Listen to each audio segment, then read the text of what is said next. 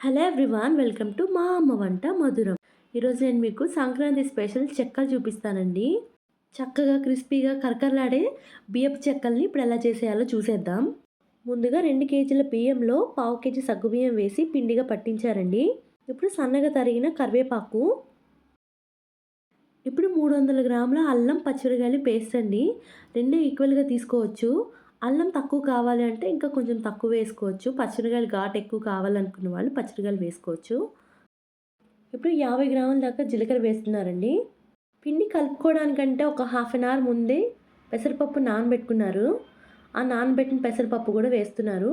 అంతా కూడా బాగా వేసి ఒకసారి పొడి పొడిగా మిక్స్ చేసిన తర్వాత ఉప్పు కూడా చూసుకున్న తర్వాత బాగా కాగిన నూనె అండి ఇది.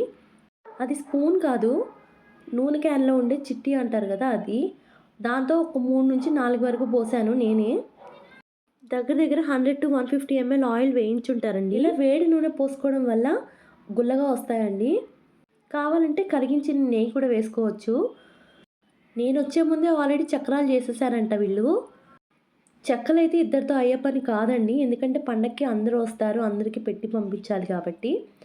సో ఇందాక మా అత్తయ్య కారం వేయడం మర్చిపోయింది. కారం కూడా చల్లుతోంది లైట్‌గా. ఆల్రెడీ అల్లం పచ్చిమిరపకాయలు ఉండడం వల్ల లైట్‌గానే వేసింది కారము. ఉప్పు సరిపోలేదని ఇంకొంచెం చల్లిందనమాట. ఇప్పుడు వేడి వేడి నీళ్లు పోసుకొని కలుపుకోవాలి. పిండి ఎంత బాగా కలిస్తే అంత బాగా వస్తాయండి.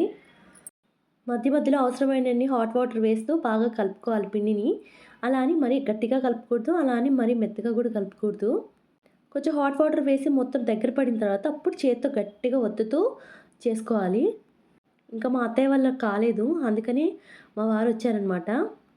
ఒకసారి పిండి మొత్తం ముద్దలాగా కలిసిన తర్వాత పిండి ఆరిపోకుండా తడిగుడ్డ వేసి పక్కన పెట్టుకోవాలండి. అది మిస్ అయింది. ఇప్పుడు కొద్ది కొద్దిగా పిండి తీసుకొని రౌండ్ బాల్స్ లాగా చేసుకోవాలి. ఇంకా ఇక్కడ నుంచి చెక్కలు వత్తే వాళ్ళ వంతండి. వాళ్ళు ఎంత పల్చగా వత్తితే అంత క్రిస్పీగా వస్తాయన్నమాట చెక్కలు. నేనేమో పూరీ ప్రెషర్తో చేస్తున్నాను. మిగతా వాళ్ళేమో ఇలాగా అంటుకోకుండా పైన కింద ఆయిల్ రాసుకుంటూ ఆ కవర్స్కి లోటాతో ఒత్తేస్తున్నారు. ఇప్పుడు బాగా తెల్ల కాగిన నూనెలో 1 బై 1 వేసుకొని 2 వైపులా కాల్చుకున్నాక తీసేసుకోవడమేనండి. మరి మీరేం వండారో ఈ సంక్రాంతికి కామెంట్ చేసేయండి. నచ్చితే సబ్స్క్రైబ్ చేసుకోండి. Thank you for watching. Bye.